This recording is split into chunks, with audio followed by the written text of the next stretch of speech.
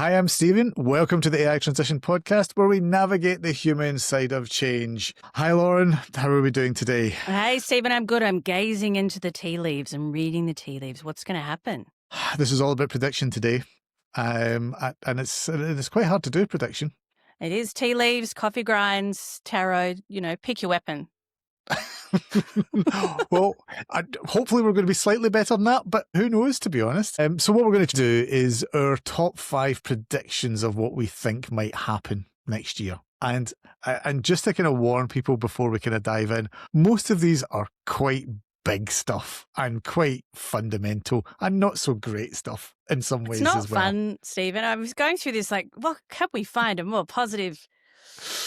When I was thinking back to what we did for the review last year, at least one of them was about, cat and dog videos and then images and stuff, a bit of light relief. So maybe listeners can take it as read that there's some of that stuff will happen as well next year, but a lot of these predictions are more in the bigger side of things. Not that cats and dogs aren't the big part of our lives, which obviously they are. Number one, dogs are the best people. Yeah. Oh, look, it's getting heated already. Dogs versus cats.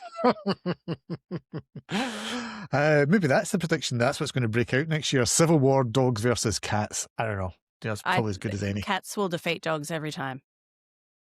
They make fools of the dogs. We've gone too far. Now we've gone too far to the silly side. We've got to come back, Stephen, to this dystopian list of what could happen in 2026 with AI. So let's go for the first one. Give us the first one, Lauren. Brace yourself. So humanoid robots, they go mainstream. Yeah. So it does remind me of a film I once saw. But anyway, because we have high labor shortages in our key industries. Amazon, I cannot laugh at this. It's not funny at all. So you start seeing them more in your high labor shortage industries. So your Amazons, your Teslas, in your kind of warehouse space. So, we've seen some of these pilots, but, they start to move more to the fore and across more industries. So you start to see them more and more in industries that maybe you hadn't thought of before. So things like aged care facilities, back of house hospitals where perhaps, we're using robotics and AI to help move patients or any kind of those movements. Obviously, we've seen them for a while in logistics and things like retail distribution, and we do have some interesting use cases there. But what are we seeing already with this realm, Stephen, with the humanoid robots? So for me, there's 2 things, and maybe this is the reason why it's not higher than number 5, to be honest, is that technically we're getting onto the cusp that this is possible. And so they're beginning to get good enough that you can actually do this. And we talked in earlier episodes about the Optimus robots, the Iron Man robots, from China. There's a lot happening in this space. Whether it's really ready to scale, I'm not sure. We're putting it at 5 because it might, and as we said, it's going to start appearing in the mainstream, and so become part of people's consciousness. They start seeing these things walking around, even if it's only on social media, quite a lot. Yeah, absolutely. So like you said, it's probably more that it's more visible and we start to see more regular robots. And look, it's interesting because we've all seen some of these, problems in the past that you think might slow this adoption down a little bit. Do we want to dive into some of where we've seen some interesting situations? Of course. Oh my God. So I was doing a little bit of research to look at, some lessons from history, peeps, and you've probably all thought to yourselves, oh, wasn't there an Amazon robot that pinned someone up against the wall? Yes, there was. And even back in 2018, we had a robot that accidentally punctured a can of bear repellent, shutting down a whole facility. So, so there's still lots of data around the high injury rates and risks, but, I think more and more, because if we think about where the push for AI is coming from, right, with our mega rich tech bros, that's where they're going to want to have more of their robotics involved. So we start to see that come in. Without a doubt, especially in the kind of the Amazon Jeff Bezos and particularly our friend Elon Musk and what he's going to start doing with Tesla inside his factories. One that would add on to this, which isn't humanoid, but it is robots, is maybe finally this is the year where self-driving cars and potentially even Tesla self-driving cars start making a bit more, because I know they're doing some trials just now in the States and they're talking about going to full driverless cars next year. And, Musk has been, not the best at prediction which year it's going to be, but maybe next year. And I think when people start seeing cars driving around on their own, I think that's a big one. That's huge. And again, the different countries that are going to drive this, pun intended. We Yeah. see it in the States. We've got a lot of those self-driving cars, particularly in San Francisco, and that funny story about the noise pollution from all these cars beeping at each other when they return back to their base. When will we see them in Australia, though? That's probably a whole nother prediction. Yes, I think it'll be a while here. But you never know. What candidate gets bought off by whatever company and the rest of it, or some big investment. They do like to run experiments over in Australia quite a lot as well. Exactly. Well, I linking back to we were talking before about some of these are pretty dire with our predictions. We have seen some interesting incidents in Australia with Woolworths DCs. I don't know if everyone remembers earlier in the year, we had a lot of workers go on strike at the Woolworths distribution centres because they were starting to get pressured to perform like a robot, like their pick rates needed to be as fast as the robots. So they walked off the job and crippled the DCs, which is awesome. So we need to keep that element of staying ahead, knowing this is coming and thinking about what's expected of you, and where the humans versus robots need to battle it out. Indeed. So that one was more on the kind of the physical side. This number 4 is more on the mental side. Give us the number 4. Oh, this is an interesting one. The first AI models achieve Proto-AGI. And when we dive into this, it's not so much AGI, but like behaviour. So this is, I think you had some really interesting connections through to the world of Asimov on this one, Stephen. And I'd strongly encourage everyone to go and read the whole iRobot series from 40, 50 years ago. How Asimov managed to predict so much of this is just incredible, and what plays out and the problems it causes in society is just fascinating. So this one is around, as you said, it's not AGI, which is probably, so that's artificial general intelligence. That's still probably a couple of years off, but in some ways this will be good enough that it kind of starts to look like it, and people start to wonder about questions around purpose and meaning and human uniqueness, and that starts to come to the fore. The digression is the Asimov story from Evidence, where it's about a political candidate, and it might be a man or it might be a robot, and society eventually collapses into panic because they can't tell the difference anymore, whether it's a robot or a man. Although, to be honest, with our current crop of politicians, that's probably quite true as well. And you'd probably want some of them to be robots. Although maybe robots wouldn't behave so badly. That's part of it, So it's a great story because it talks about what happens when we're getting into that AGI type phase. Well, what sort of role do they start playing? One that came up for me, and I think it's particularly relevant after what's happened in the last 2 weeks here in Australia. So, as most people know, the social media ban for under 16s is now into effect. It seems like the world hasn't ended, and I do have kids in that age bracket, and they still seem to be explosions in they the still side. seem. I still think they're alive just now and stuff. I think they're doing well. They're outside playing with a ball and a stick like they bloody should be, right, Stephen?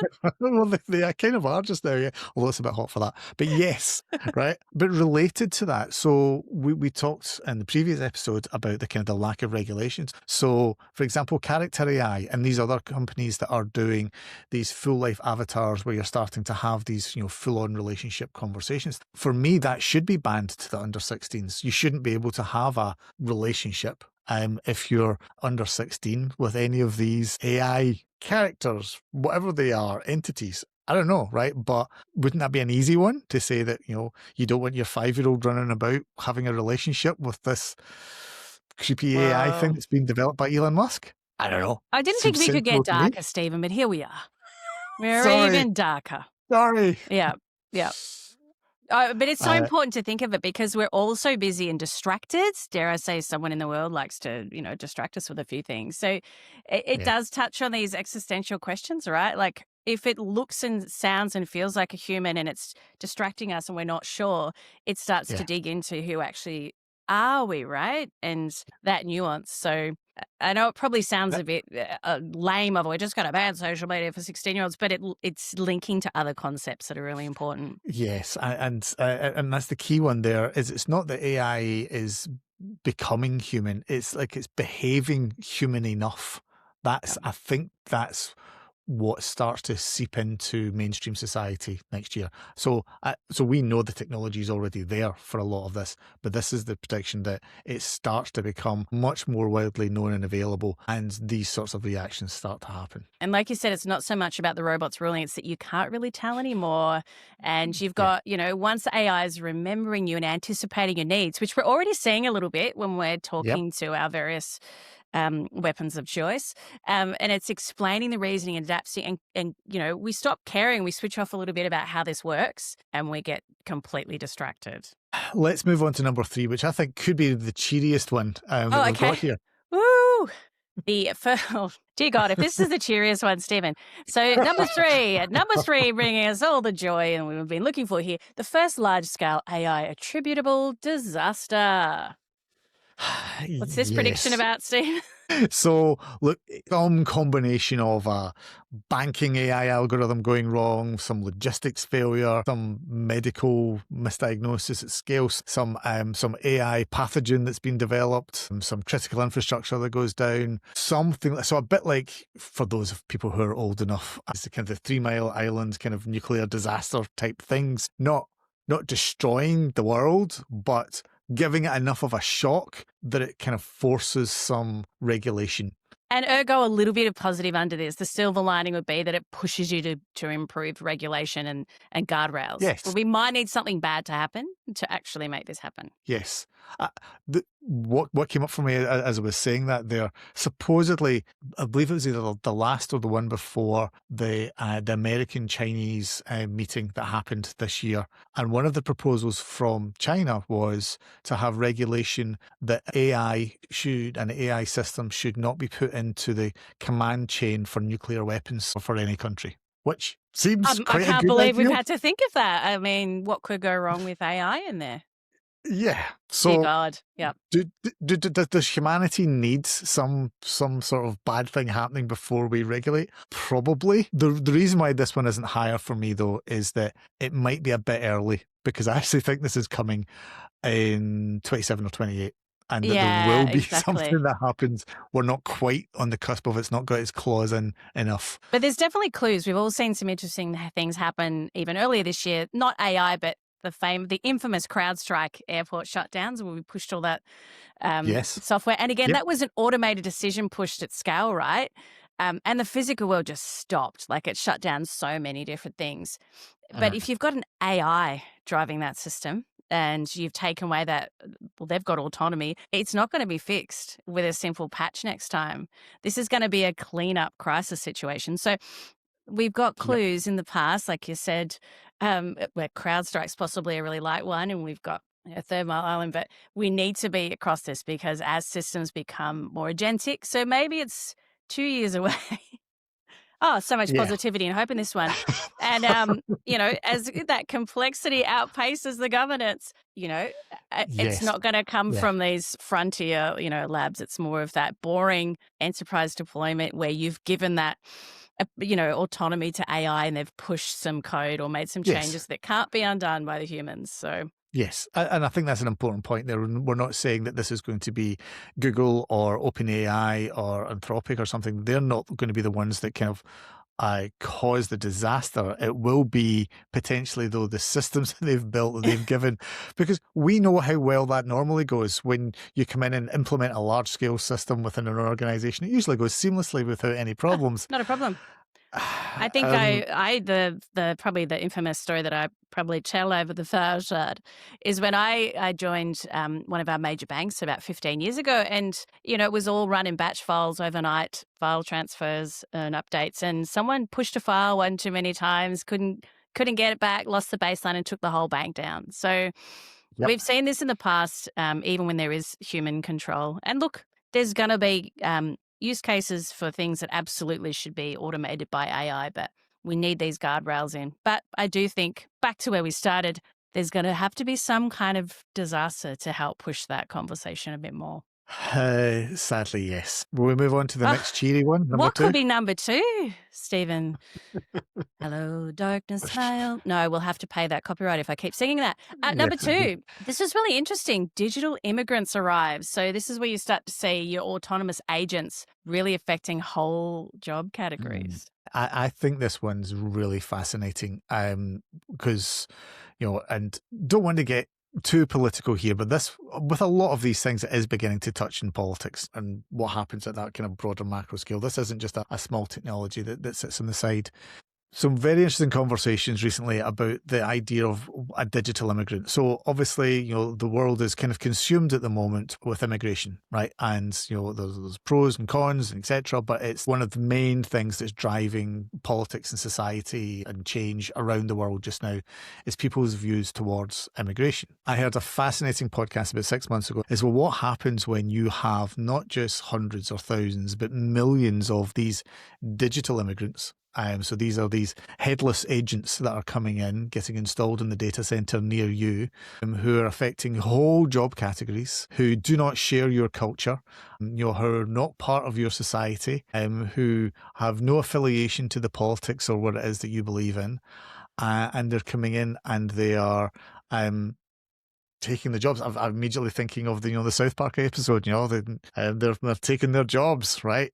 But it's the digital immigrants that are going to do that. Will society wake up next year that actually is the bigger threat that's going on? I suspect it will, but it might be a year early as well. But I suspect this could be a big one. I do too. And you can already see it where you get these, sometimes you're interacting with some of your AI tools and you get this strange response. You're like, hang on, where is that kind of language? What is it leading me to and where is it coming from? It just, you can start to see it creeping in and how it's pushing through. So, and it could show up in so many different ways. Like you said, you've got people that you're looking after systems you don't fully understand anymore because it's got your digital immigrants in there running it the way they feel they should because they've been trained or built on a particular framework or model with intent. So how fast it comes, I guess, is that $1 million question. Well, if the hype is real, then it comes, next year. If the hype is off for a bit, it comes the couple of years after that. That it comes I think is probably right, and it's going to lead into the next prediction, which is another cheery one. But you're already seeing some of the pushback just now. Like him or hate him, there was a video from Bernie Sanders this week that was calling for a moratorium on new data centers being built, which is the beginnings of this push where people are going, well, wait a minute here. There's no regulation. As people famously say, there's more regulation around sandwiches than there are around AI. So why are we betting everything on this technology that we have no real control over, that's in control of by a very small handful of people, and that potentially has absolutely seismic changes to not just organizations, but countries, nations, geopolitical blocks, the whole world. And it will appear of this. We've worked in organizations this year where we've heard CIOs talk about headless workers. And, that's the way that that is being described at that C-suite layer. We've got headless workers that we don't have to pay in the same way. Yeah, exactly. We'll just get some agents in, we'll train them on what we've already captured and we can scale and run fast. And so that's digging into, linking back to before too, this huge identity transition that we might not even realize we're going through, where it's not so much that you're losing a task or your work to AI. It's who you actually are at work when you're working with these headless agents and where are they coming from and where are you in the whole scheme of things? It's so complex. And yes, it's a big one and goes way beyond technology. I think, especially because of the midterms in America next year in November, I think potentially by then, this language and maybe even the language around digital immigrants will actually become a lot more mainstream and will become a thing, will become a real thing. Where it goes, I don't know. But I just see it being much more out there and in people's heads. Yeah. And again, we've got to frame this around what we know is still getting in the way of a lot of these big AI transformations, which is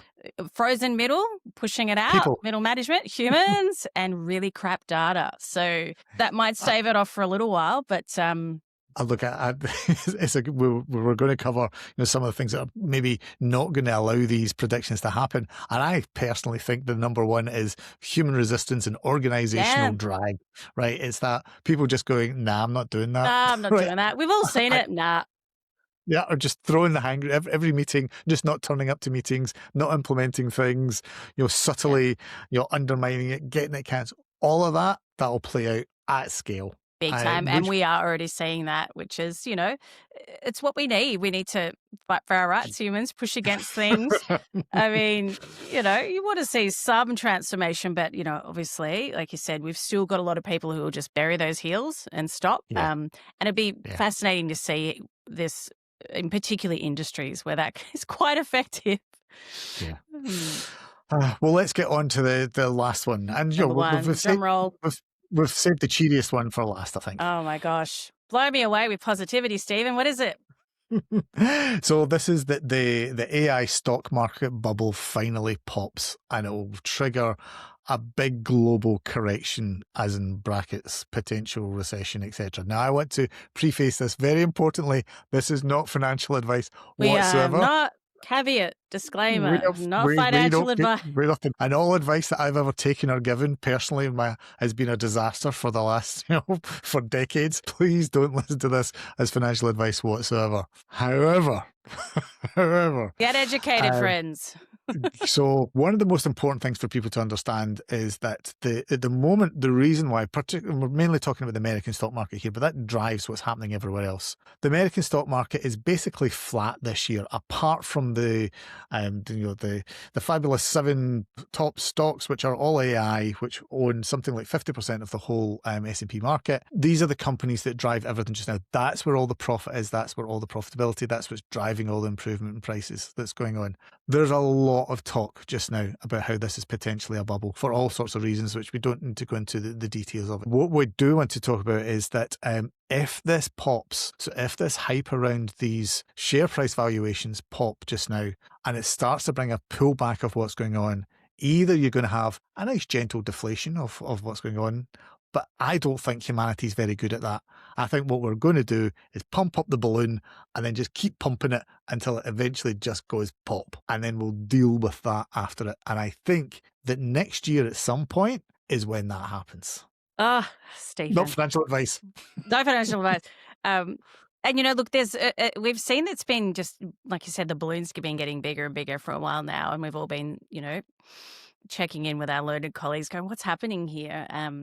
But like I said, I don't think this is not going to be a gentle reset. It's surely going to be a big bang with, Yes. as these valuations kind of unwind and things rebalance a little bit. Yeah. Dare I say, like the .com, right? It's Yeah. a big bang. It didn't mean we stopped using the internet, just to segue away from the financial markets, but a Yes. really big reset. And like you said, already we're seeing Bernie Sanders pushing back against these huge data farms, and server farms, which is crazy. I think that was a really important analogy of, when the dot-com bust happened in kind of 2001, it didn't mean the end of the internet at all. I think Amazon lost 80% of its value during that point, right? And look at it now. Yeah. So it's not like the AI bubble pops. It's the AI stock market bubble pops for just now, but it's not like this technology goes away at all. The thing that could be maybe against this, and this is probably even more dystopian, Lauren, if you want me to go there. Bracing. All right. So just say the hype is correct, right? So just say that all of these valuations are correct. My understanding of it is that the only way that kind of justifies all those valuations being correct is that it will replace hundreds of millions of jobs. And that's it will what the be valuation is sitting on. So, yeah. Yeah. It's this huge shift from labour to capital, massive generational type shifts. And it's right. And there are millions of jobs that's lost to AI. These valuations are right. All the money stays in these. The stock market bubble doesn't pop. But maybe broader society does, because, you've got millions of people losing their job. And then what do you do when you've got a handful of people who own all the capital and all the wealth? So that's not a good outcome. So either the valuations are right, and it's not that great for the common person out there, right? Or it's wrong and the bubble pops and it's still not great for people because the whole stock market crashes and we go into recession, etc. They don't seem like two very good options. This number one really sucks, Stephen, and I hope it's really wrong. And there's some silver linings coming with the humans' resistance fighting against this. But look, we are just seeing more and more rise of the, well, what it is, tech bros and the billionaires So, funding all this so, work. And we know they're not going to be thinking about what our little average humans need to get from these tools. so I wasn't going to go there, but I've actually thought of another worse scenario as well. Well, why not? It's There's worse. There's worse. So the worst is it's both. So it's worse because there is a stock market bubble pops next year. There is a recession it's caused, but actually the hype is real, but it's just delayed by 2 or 3 years. So you have big recession, and then what happens at the tail end of that is that people don't get their jobs back because they've all been taken by these digital immigrants. So you've actually got both paths happen. They just happen at different times.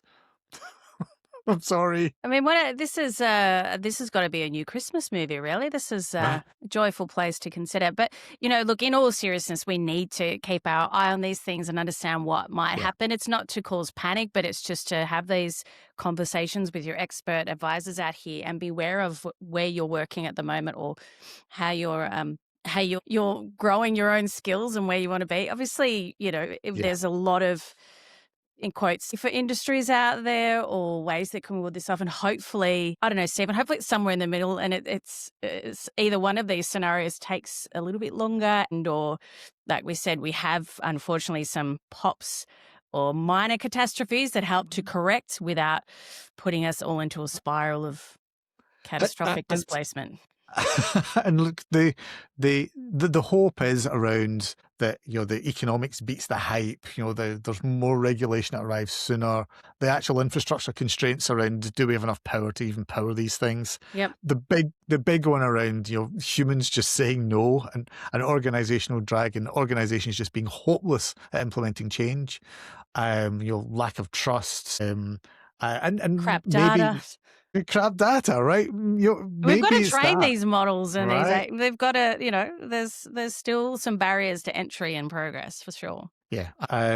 So maybe it's much more messy than either of these two cleaner paths. Potentially, that's more likely. But we had to throw a prediction there. Yeah, I think there's going to be a bit of a pop next year. Sorry, you might be right, Stephen. But humans, let's get out there. Let's fight. Indeed. Fight the robots. So let's quickly just recap this joyful list. Our joyful list. So number 5, we had humanoid robots beginning to appear in the mainstream, and then we'd have the first AI models achieving kind of that Proto-AGI sort of interface. And then number 3, there could be a large-scale AI disaster. The more I read through these, the more I'm going, God, I was in a cheery mood when we pulled these together. Number 2 is the digital immigrants, arrive on the scene, or at least people become politically aware of what's going on. And then there's a stock market pop. None of these predictions are we saying that this is slowing down or going away. I hope we're not listening to this as we're drifting off into sleep, because I think the nightmare that might evolve from this list. And I hope we're wrong on these predictions is all I can say. But it's better to be aware and hopefully wrong and be prepared, and maybe we can help course correct than to just be shocked one day when it happens. Yes, and maybe I should caveat this. This is, without a shadow of a doubt, a kind of Scottish outlook in life as well. You think about the worst and you wallow in it, and if anything even half decent happens, then it's a bonus and you've won. That's okay. Exactly. The joy spins out from the other side of the darkness. So thank you, Lauren, and thanks everyone for tuning in to the AI Transition. If you've enjoyed this conversation, wherever you're watching, listening, please subscribe, follow, leave a rating, share it with somebody who wants to hear this joyous news as well. I'm looking forward to this time next year playing snippets of this to see which bits that we got right or wrong. That'll be very interesting. So I want everyone to remember that you still matter, and maybe even for a whole nother year more. So love it. That'd be good. Thank you, Lauren. Thank you, Stephen. Let's go off to have a stiff drink and recover from this whole conversation. You and me both. See ya. See ya.